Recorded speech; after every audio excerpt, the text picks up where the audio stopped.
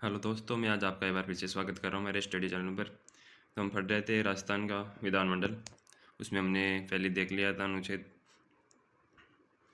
और आज हम इसमें देखेंगे राजस्थान विधानमंडल पद क्रिया और नियम देखेंगे इसके। तो इसमें हमारा पहला पॉइंट आता है राजस्थान विधानसभा द्वारा प्रक्रिया एवं कार्य संचालन नियम 1956 में बनाए गए। इस नियम में कुल 25 अध्याय है। अध्यक्ष उपाध्यक्ष का निर्वाचन। सदन द्वारा अध्यक्ष का निर्वाचन। अध्यक्ष के निर्वाचन की तिथि राज्यपाल द्वारा निश्चित की जाएंगी और उस तिथि की सूचना प्रत्येक सदस्य को सचिव द्वारा दी जाएंगी। उपाध्यक्ष का निर्वाचन। उपाध्यक्ष के निर्वाचन की तिथि अध्यक्ष द्वारा निश्चित की जाएंगी व उस तिथि की सूचना प्रत्येक सदस्य को सचिव द्वारा दी जाएंगी। सभापति तालिका। विधानसभा अध्यक्ष समय समय पर सदस्यों में से अधिकतम 4 सभापतियों की एक तालिका मनोनीत करेगा, जिसमें से कोई एक सदस्य अध्यक्ष या उपाध्यक्ष की अनुपस्थिति में सदस्य की पीठासीन हो सकेगा, सदन का पीठासीन हो सकेगा। सामान्य बैठक। सदन की बैठक सुबह 11 बजे से शाम 5 बजे तक होगी। प्रश्नकाल। राजस्थान विधानसभा में कार्यवाही के प्रथम घंटा यानी 11 से 12 प्रश्नकाल कहलाता है। इसमें 3 प्रकार के प्रश्न होते हैं जो सदस्य द्वारा राज्य सरकार से पूछे जाते हैं। फिर आता है तार्किक प्रश्न, फिर तारांकित प्रश्न, फिर अल्प सूचना प्रश्न। फिर तारांकित प्रश्न, फिर अतारांकित प्रश्न, फिर अल्प सूचना प्रश्न। और इसमें तारांकित प्रश्न आता है हमारा, जब तक अध्यक्ष नेता निर्देश न दे प्रत्येक बैठक का पहला घंटा अल्प सूचना प्रश्नों सहित तारांकित प्रश्नों के पूछे और उत्तर देने के लिए उपलब्ध रहेगा। इसका उत्तर मौखिक रूप से दिया जाएगा। तारांकित प्रश्न में पूरक प्रश्न पूछे जा सकते हैं। एक दिन में कम से कम 12 प्रश्नों का विचार किया जाता है तथा एक ही सदस्य द्वारा एक दिन में 2 से अधिक तारांकित प्रश्न मौखिक उत्तर हेतु नहीं रखे जाएंगे। फिर नेक्स्ट हमारा अतारांकित प्रश्न। इसका उत्तर लिखित रूप में सदस्यों को दिया जाता है। प्रश्नों के सदन में चर्चा नहीं होती। सार्वजनिक महत्व के विषय में जानकारी प्राप्त करने के लिए राजस्थान विधानसभा का सदस्य अंतर सत्र अधिवेशन अवधि के दौरान 1 सप्ताह से अधिक अतारांकित प्रश्न की सूचना दे सकता है। फिर आता है हमारा अल्प सूचना। इसमें आते हैं वे प्रश्न जिनमें उत्तर किसी सदस्यों को 14 दिन से कम अवधि के अंदर मौखिक रूप से दिया जाता हो। फिर आता है हमारे इसमें शून्यकाल। 12 से 1 बजे तक का समय शून्यकाल होता है। इसमें बिना सूचना के कोई भी प्रश्न पूछा जा सकता है। फिर हमारा आधे घंटे की चर्चा। विधानसभा अध्यक्ष सदन की बैठक के अंतिम आधे घंटे में लोक महत्व के किसी विषय पर जिसके संबंध में किसी प्रश्न का विषय रहा गया हो और उसके संबंध में स्पष्टीकरण आवश्यक हो, कोई सदस्य आधे घंटे की चर्चा में कोई विषय उठाना चाहे तो वह 3 दिन पूर्व सचिव को लिखित सूचना देगा तथा उस सूचना का समर्थन कम से कम 2 अन्य सदस्यों का हस्ताक्षर से किया जाएगा। फिर आता है हमारा विधानमंडल में विभिन्न प्रकार के प्रस्ताव। पहले प्रस्ताव आता है हमारा अविश्वास प्रस्ताव। विपक्ष द्वारा विधानसभा में लाया जाता है।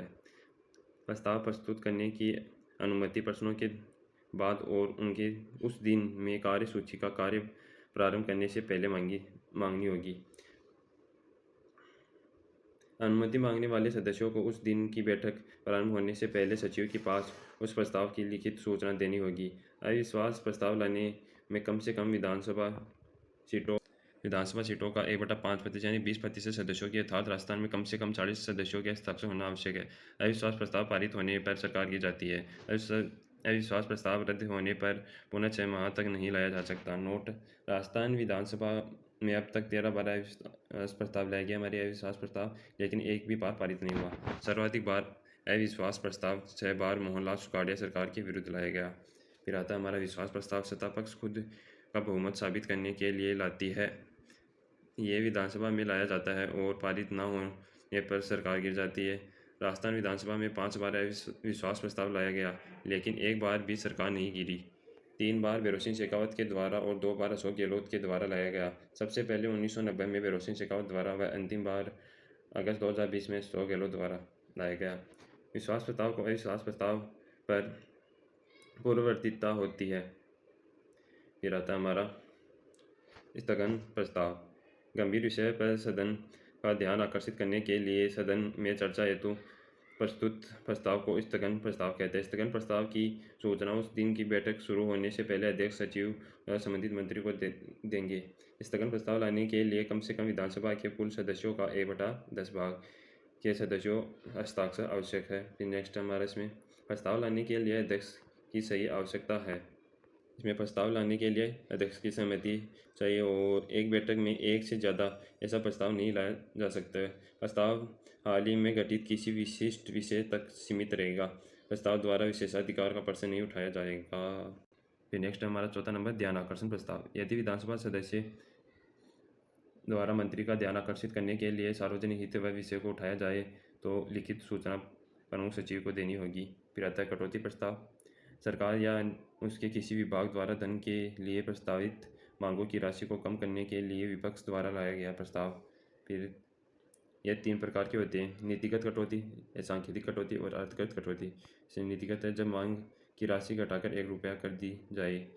सांकेतिक है जब मांग की राशि में 100 रुपये की कमी कर दी जाए। और अर्थगत में मांग की राशि में उल्लेखित राशि की कमी की जाए। इसे मितव्ययिता कटौती भी कहते हैं। फिर कटौती प्रस्ताव की कार्यता की शर्तें। हमारी कटौती प्रस्ताव की कार्यता की शर्तें उसमें पहली है यह केवल एक मांग से संबंधित होगी। इसमें विशेषाधिकार का प्रश्न नहीं उठाया जाएगा। मौजूद कानून में संशोधन व निरसन के लिए सुझाव नहीं होगा। इसमें ऐसे मामलों का उल्लेख नहीं होगा जो राज्य सरकार के संबंधित नहीं हो। राज्य के सिंचित निधियों पर भारतीय व्यय के संबंध में नहीं होगा। फिर कटौती प्रस्ताव की ग्राह्यता अध्यक्ष द्वारा निश्चित की जाएगी। फिर आता है हमारा छठवां धन्यवाद प्रस्ताव। आम चुनाव के बाद गठित नई सरकार तथा वर्ष के प्रथम सत्र या बजट के आरंभ में राज्यपाल विधानमंडल को संबोधित करता है, जिसमें वह सरकार की नीतियों और कार्यक्रमों का उल्लेख करता है। राज्यपाल के अभिभाषण के बाद राज्यपाल के प्रति धन्यवाद ज्ञापित करने हेतु प्रस्ताव लाया जाता है। फिर एक नोट हमारे राजस्थान विधानसभा के अध्यक्ष व पीठासीन व्यक्ति की अनुमति के बिना किसी प्रस्ताव का भाषण ये अधिकतम अवधि 15 मिनट से अधिक नहीं होगी। विशेषाधिकार प्रस्ताव किसी सदस्य द्वारा उस समय प्रस्तुत किया जाता है जब सदस्य यह अनुभव करता है कि किसी मंत्री ने सही तथ्यों का प्रकट न करके सदन में गलत सूचना दी है तो विशेषाधिकार का उल्लंघन हुआ है। फिर आता है निंदा प्रस्ताव। विपक्ष द्वारा विधानसभा में लाया जाता है। निंदा प्रस्ताव पारित होने पर सरकार की प्रतिष्ठा गिरती है लेकिन सरकार नहीं गिरती। फिर आता है हमारा विधेयकों का प्रमाणीकरण। जब कोई विधेयक सदन द्वारा पारित किया जाता है तो उसकी 2 प्रतियां पर अध्यक्ष का हस्ताक्षर किए जाएंगे व राज्यपाल के सामने उपस्थित किए जाएंगे, परंतु अध्यक्ष की अनुपस्थिति में विलंबन मामलों में सचिव अध्यक्ष की ओर से विधेयक पर प्रमाणित करेगा। फिर आता हमारा नेक्स्ट राज्यपाल द्वारा विधेयक लौटाने पर जब कोई विधेयक जो सदन द्वारा पारित हो चुका हो और राज्यपाल द्वारा पुनः विचार के लिए लौटाया जाए तो वह विधेयक विधानसभा अध्यक्ष द्वारा सदन में रखा जाएगा। नेक्स्ट हमारा सदस्यों के स्थानों का त्यागपत्र।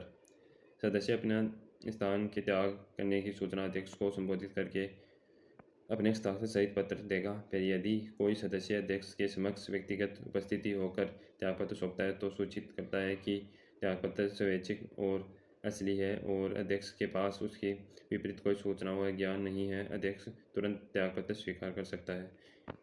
यदि अध्यक्ष को त्यागपत्र पोस्ट अथवा किसी अन्य के माध्यम से प्राप्त होता है, अध्यक्ष स्वयं की संतुष्टि के लिए त्यागपत्र स्वैच्छिक या असली है जांच करवा सकता है जैसे वह उचित समझे। कोई सदस्य अध्यक्ष द्वारा त्यागपत्र स्वीकार करने से पूर्व अपना त्यागपत्र वापस ले सकेगा। अध्यक्ष सदस्य का त्यागपत्र स्वीकार करने के पश्चात सदन को सूचना देगा। फिर आते हैं हमारी समितियाँ, ये हम कल देखेंगे। आज के लिए इतना ही। बस कल का टॉपिक और बचा है, फिर हम नया टॉपिक चालू कर देंगे और कल इसकी आपको PDF मिल जाएंगी हमारे Telegram channel mind education app पर। और हम कल देखेंगे विधानमंडल में जो समितियाँ बनी थी कौन कौन सी है। आज के लिए इतना ही। जिसने भी अभी तक हमारे चैनल को सब्सक्राइब नहीं किया तो प्लीज़ वो सब्सक्राइब कर ले। धन्यवाद।